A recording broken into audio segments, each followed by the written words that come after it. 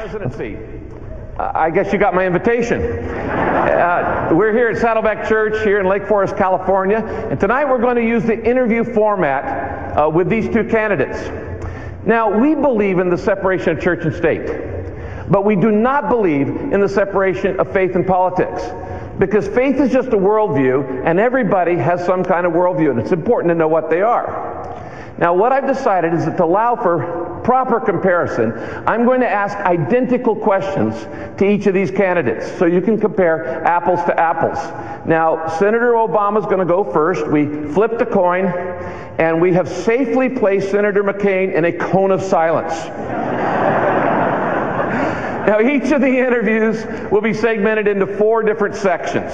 We're going to look at 4 different things, and the number of questions answered in each segment will depend on how succinct the senator is. I have to tell you up front, both these guys are my friends.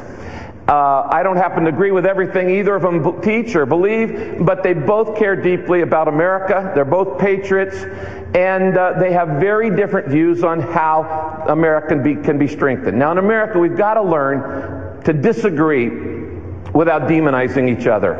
And we need to restore civility.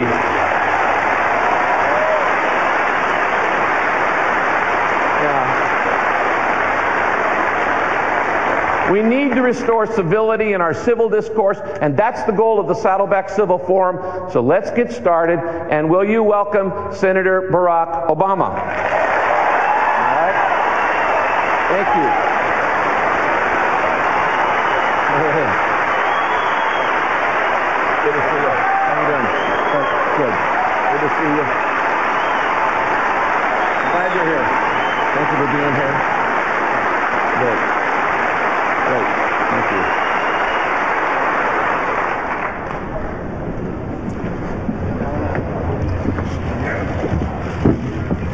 you. If you were a tree... Pretty good crowd you got here. I got a good crowd.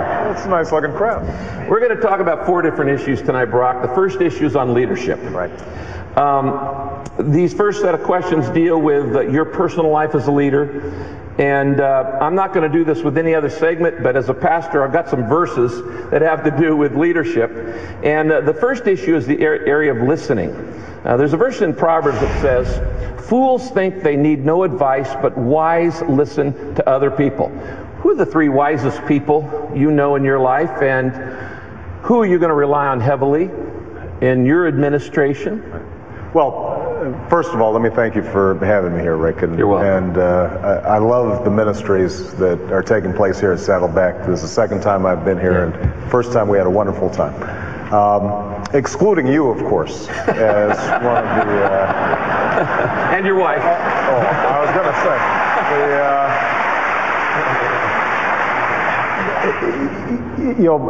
There are so many people that are constantly helping to shape my views and my opinions. Mm-hmm. You mentioned one person I'd be listening to, and that's Michelle, my wife, who is not only wise, but she's honest.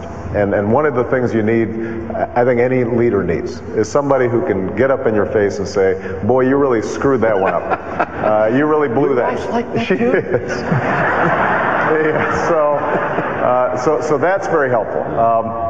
Another person in that category is my grandmother. It was an extraordinary woman. She was never went to college. Mm-hmm. She worked on a bomber assembly line during World War II. My grandfather was away. Came back, got a job as a secretary, and worked her way up to become a bank vice president before she retired.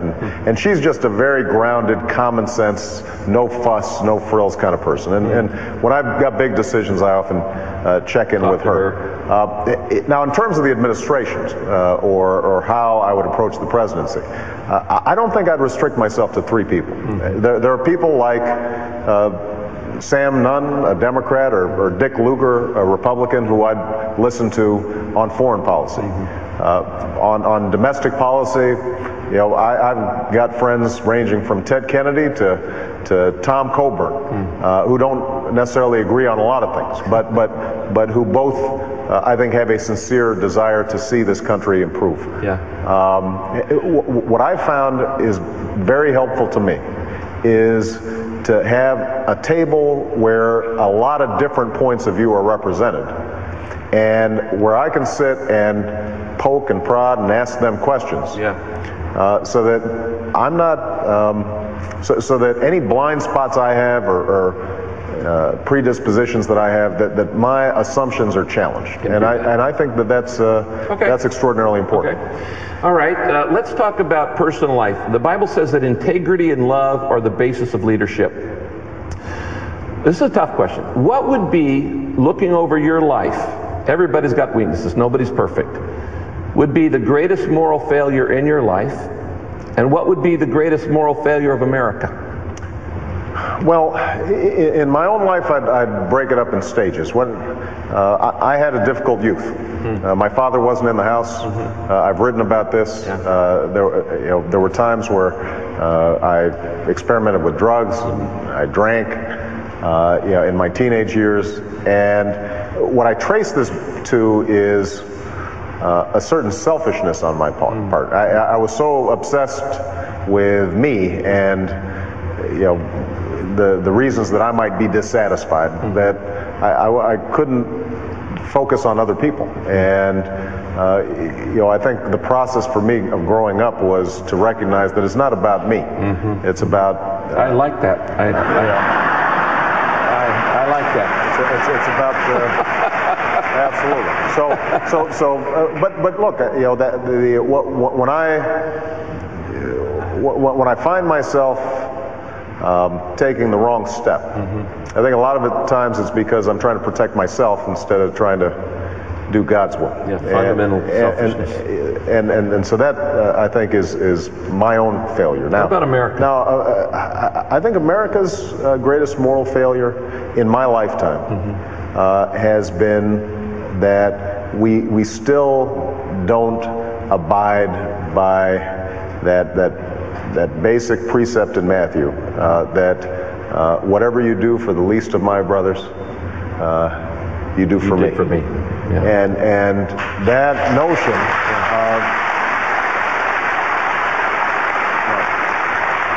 that basic principle applies to poverty. It applies to racism and sexism. It applies to not thinking about providing ladders of opportunity for people to get into the middle class. I mean, there's a pervasive sense, I think, that this country, as wealthy and powerful as we are, still don't spend enough time thinking about the least of these. Okay, we've talked about this before, about the common good and the common ground and common good. Can you give me an example of a time, I've seen that a lot of good legislation gets killed because of party loyalty. Can you give me a good example of where you win against party loyalty and maybe even win against your own best interest for the good of America? Well, I'll give you an example that, in fact, I worked with John McCain on, and that was the issue of campaign ethics reform and finance reform.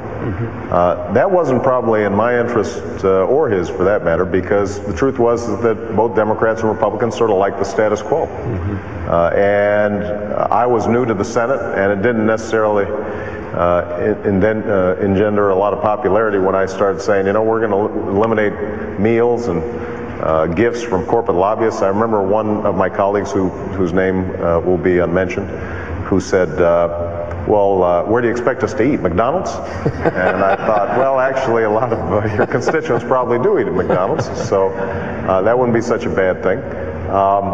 But I think that we were able to get a bill passed that hasn't made Washington perfect, but at least has started moving things forward. I guess the other example where I'm not sure that this was more of a partisan issue, but it was something that I felt very deeply, was when I opposed the initial decision to go into war in Iraq. That was not a popular view at the time, and I was just starting my campaign for the United States Senate. And I think there were a lot of people who advised me, you should be cautious, this is going to be successful, the president has a very high approval rating, and you could end up you could end up losing the election as a consequence of this. Let me ask it this way. A lot of times candidates are accused of flip-flopping, but actually sometimes flip-flopping is smart because you actually have decided a better position based on knowledge that you didn't have. Right.